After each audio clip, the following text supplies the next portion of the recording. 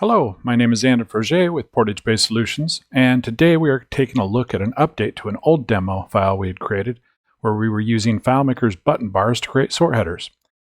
We created the original back in 2016, and since then we have made some minor updates to the demo in order to use JSON, that's JavaScript object notation for variable passing. In addition to that, we have also organized the layering order and named objects for easier use in the layout views. Those are in the object listing side panel when you're in layout mode. The demos we're looking at today are both portal and list sorting headers. So you can use them in either a portal or a list. What is a portal sort header? Well, as you can see here, we've got a portal and the row above it is our header row. And if we click on the header, one of the header names, you can see it changes the sort order in the portal. There's also an icon that'll allow you to reference whether it's ascending or descending.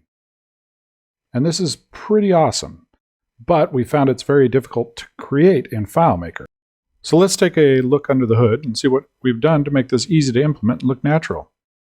We're going to go into layout mode, and you can see we have the 5 button bars up here at the top. They're grouped together, and if we expand out the objects, you can see we have button bar 1, 2, 3, 4, and 5.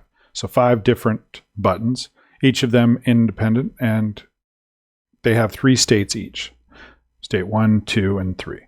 We're using some of FileMaker's smoke and mirrors, as it were, via hide conditions that reference some global variables, basically to determine which button states get shown. And because of that, they had to be hard-coded with calculations for each of the buttons and as to what will be displayed. In order to accommodate more buttons than just the 5, we've also got 6 to 20 additional buttons over here. So you can reference any of these buttons from an ordered list and they'll show up on the display, tell the portal to sort a certain direction, or tell a list to sort a different direction based on which button is being pressed. And you can see them easily here in the object list under how to install. So you've got your first 5 and then the remaining 6 to 20. To add a new one to the layout, we just go ahead and find one. So here's button 6. We can just pick it up and set it above our portal, and it's ready to display. We'll go back into browse mode, and you can see it's now displaying text 6. It has its 3 different state changes, but it's not doing anything with the portal. In order for it to interact with the portal, we just need to set some parameters. We need to tell it what we want it to be called, and we need to tell it what field in the portal we need it to sort on. The values that we use to load those are actually run from a calculation from an object on the layout. Let's go back into layout mode, and you can see here we've got an object. And this object has a hide condition. What this allows us to do with the hide condition is we can run a calculation on the hide. A hide condition is one of the first things that runs when the layout is loaded. And so this allows this hide condition to load before the button bars actually get loaded. This is important because the button bar display is based on the global variables that get set in that let function of the calculation. So let's take a look at that calculation, and then we'll make the adjustments so we can properly display our new button that we put on the layout. So we open up the calculation. You can see it's a standard let function. Let function is setting some parameters. We're making a list called field.name, a list of the names that all the buttons are going to display. Test number 6 is the button that we want to actually say something else. And so we can put in there something to describe that column. So we'll say name, maybe let's do first name. We'll say OK. Go back into browse mode. And you can see now it's loaded with first name. It's still not sorting the portal, but we've changed the name of that specific button. So let's go back into layout and take note of our portal table. It's showing records from line item number 2. And as we look at the different fields here that we're sorting on for some of the other items, the date is an invoice's date. The full name is customer's 2 full names, so that's similar to this name. The price is an line items 2 price, which matches the actual portal table. And so we've got fields that are referenced via relationship that are associated with this line items 2. And they have to be referenced in certain ways when we put them in the list so that it can sort the portal properly. So in order to understand how it's going to sort, we need to make sure that we're referencing it correctly. Now this is referencing the portal line items 2. But if we look at line items 2 for the sort portal records, the value that it's using, it's actually using line items sort ascending and line items sort descending. So the reason why it's using those is those are the base table for line items. And everything that we are going to sort it on is referenced from that base table. So even though we're displaying line items 2, we want to reference the base table, and it's all based on context, basically. It's the context with which the calculation is being made in order to do the sort. So when we reference the fields, they need to be from the context of line items and not line items 2. Let's take a look at the relationship graph to help explain this a little bit better. This is all the sorting technique that Kevin Frank made, and it's brilliant, it's fast, it's great. But in order for us to work with it, we need to understand the mechanics of it just a little bit. So let's take a little deeper dive real fast into that. So we go into Manage Database, and we look at the relationship graph. Now we laid this out specifically, referencing a portal based on line items 2, so that you could see how when you're referencing a portal that's not the base table itself, but a secondary table occurrence, how even though they're displaying names from related items that are related to that table occurrence, that we still need to reference the base table for our sorting technique. And so any relationships that you have set up based on that table occurrence that is driving the portal, you'll also need to set up the same relationships for items connected to the base table in order to be able to sort on them.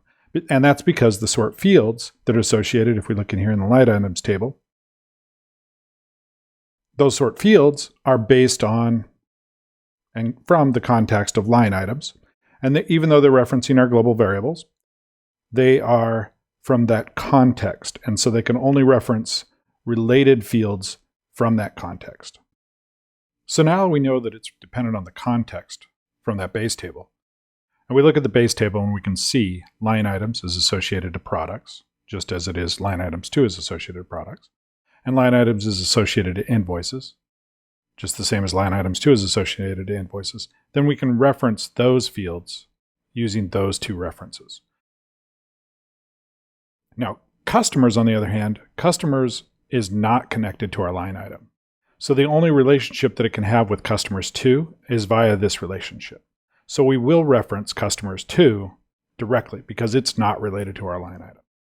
So let's go into the calculation and walk through it really quick. So we select the object with the hide calculation and we open it up. So these are the fields that we're going to sort on.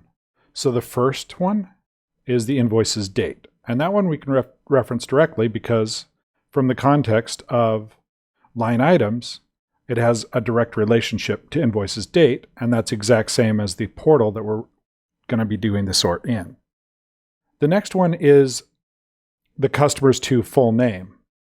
Now, customers 2 has the exact same relationship to line items as it does to line items 2. So we can use the name in that. There is one caveat.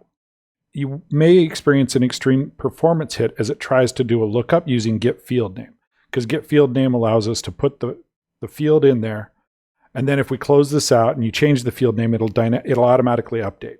However, with that comes a little bit of dependency. And the dependency is whenever it performs this calculation, it has to look that value up and it has to figure out its reference. What that can cause is problems sometimes in loading the button bars. So we recommend for child references to use the name literal. And that means, putting it in quotes and spelling it out. What that does create is if you change the name in the table, it could break and you would have to update it in the calculation.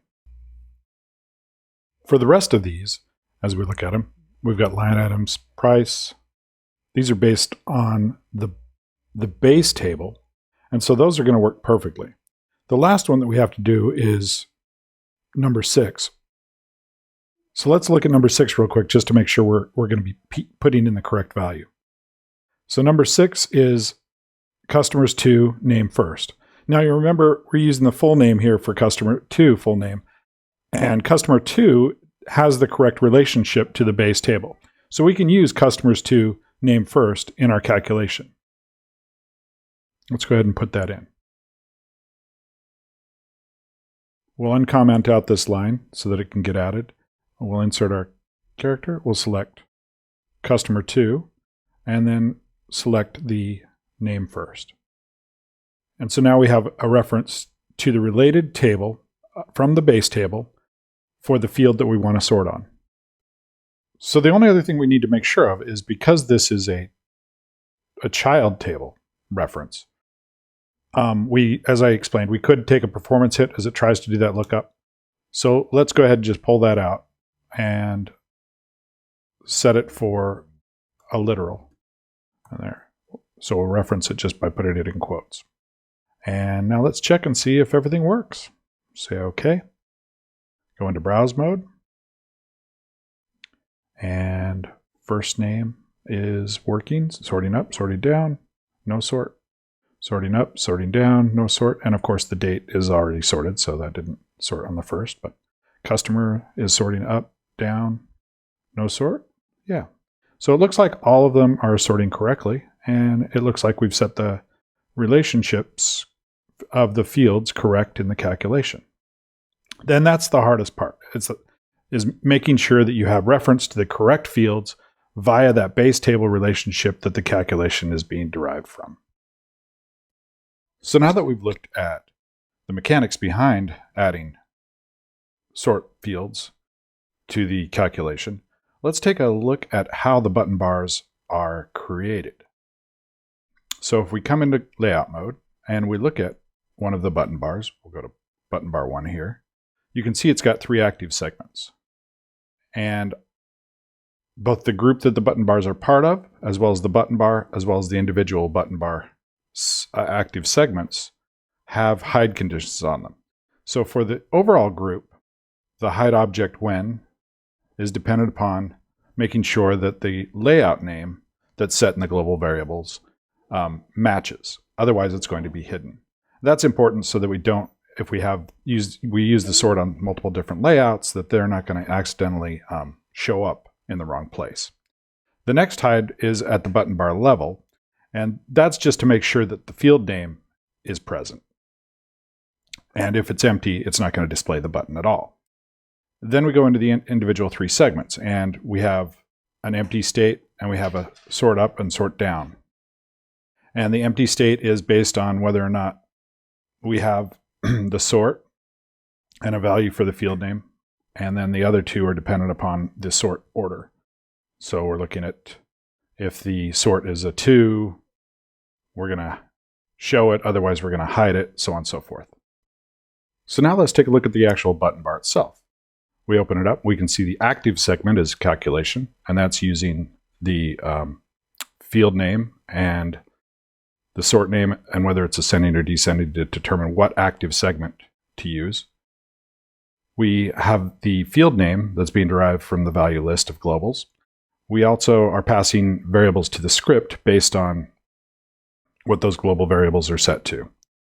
And so with all of those, we're able to use our global variables to create the state of the button, what's displayed on the button, and what variables are passed when you call the script from the button. So let's look at an outline of what settings there are so that if you needed to add additional buttons, you could. Since all the buttons had to be hard-coded, we have a key legend here on the right-hand side that goes through, here's what was used for button bar 1, here's was 2, here was for 3, and how many ever more you need to add. And you can see for the active state, this is the calculation that is used in 1, and you can see the differences between 1 and 2 and 3. And same for the name that's being used, same for the script parameters that are going to be used, and same for the hide conditions.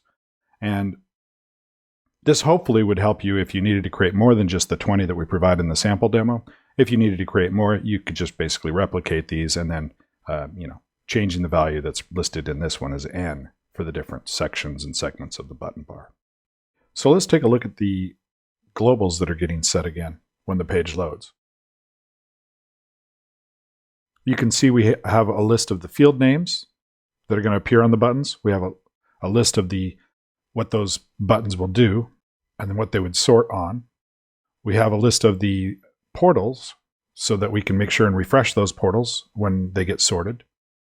We have some static values. These are, you wouldn't change. These are basically what's used in the calculation. And we have the layout name for the layout that we're on, which helps us determine what's going to show and hide. So now let's go ahead and take a look at the script. And the script is called whenever you click one of the buttons. Basically, depending on what the button is, it's going to pass JSON parameters to the script. And we only just have this one script, and it's used to set the global variables. So we have the sort name, which we use to show the active button. We have the sort to sort, which is the field that we're going to sort on. We have the sort itself, which is whether it's ascending, descending, or none. We have a multi-file section, which I'll get to in a little bit. And then we have refresh portals, and these are refreshing portal names that we're passing in global variables to ensure that the sort display of those portals is correct. We do a refresh window after all to ensure that all elements on the page are correct. And then at the bottom here, we have a section that you can use if you're doing a list view. Let's say we have a list view layout that is based on the same table occurrence as our portal. Because of that, it has the same reference. We can pull the same fields that we have in the portal, put them on the layout, and then they would display in list view properly. We can also use the same header row that we're using above the portal. So let's walk through the script. Basically, we're checking to make sure that the layout view state is list view. We're checking to make sure that the layout table name is the correct layout table name. And then we do a check just to make sure that we don't have too many records in the found set, as that would slow down the list view sort. This number is totally adjustable. The sort itself is based on the context of the line items to table. So unlike the portal where we were referencing the base table, we would want to perform the sort normally. And in this instance, those would be line items to sort ascending and line items to sort descending. That's really the only difference. So let's go ahead and take a look at that. We'll save out this script and then go to the layout under header modules example, line items, list view example. Here we have the exact same fields that are in the portal and the exact same header row, complete with the same one that we added. We also need to make sure that we have the hide object calculation, and it would have the exact same calculations that we had on the other layout. With all those in place, we go into browse mode, and it's calling the exact same script, but because we're on a list view page and not a form view, which is normally where you put your portals, it'll automatically apply the second portion of the script where it sorts by the sort that we provided in the script step. Hopefully you have a better understanding of the mechanics that are going on under the hood in the portal sort header, and will be able to implement it in your own solution with very little difficulty. If you have any questions, feel free to reach out, and be sure to check the links in our blog to reference Kevin Frank's technique to explain in detail how he likes to set that up.